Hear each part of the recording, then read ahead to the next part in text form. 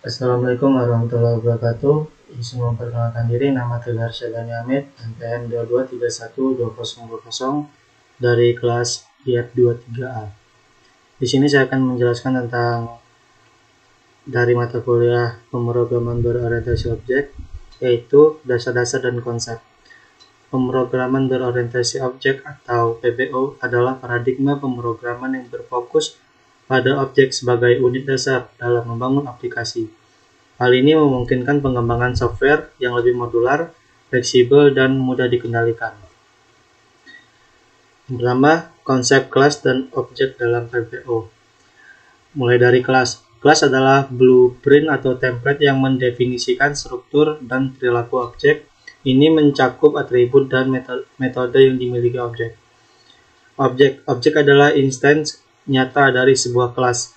Objek memiliki state atau atribut dan behavior atau metode yang mendefinisikan oleh kelasnya. Hubungan. Kelas mendefinisikan objek dan objek merupakan perwujudan konkret dari kelas tersebut. Selanjutnya, struktur dasar kelas. Yang pertama yaitu access modifier.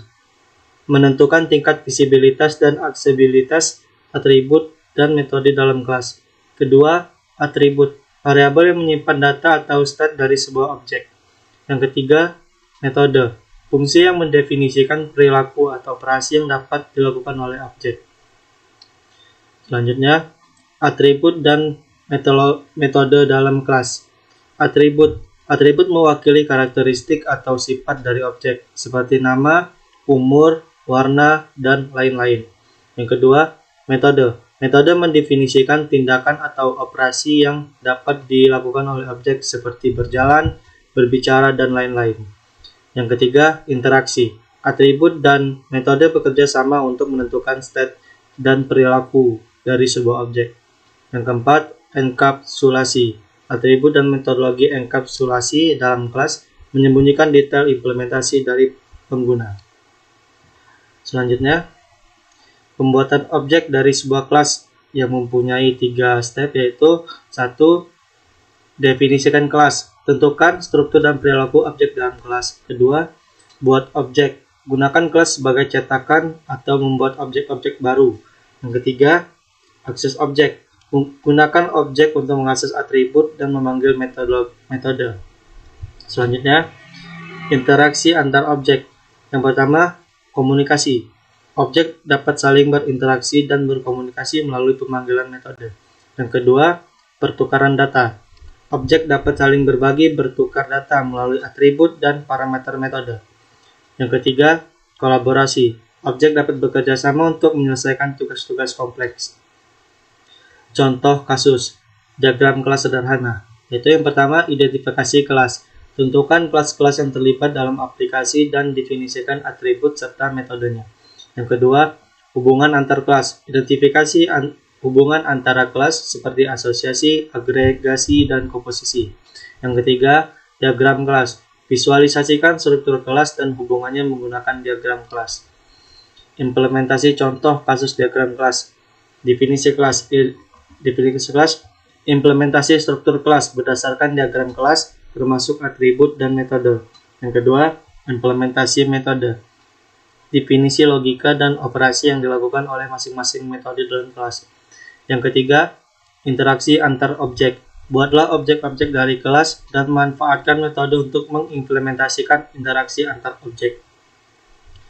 Yang selanjutnya, contoh kasus diagram objek sederhana. Yang pertama, identifikasi objek. Tentukan objek-objek yang terlibat dalam aplikasi dan definisikan state serta perilakunya. Yang kedua, hubungan antar objek.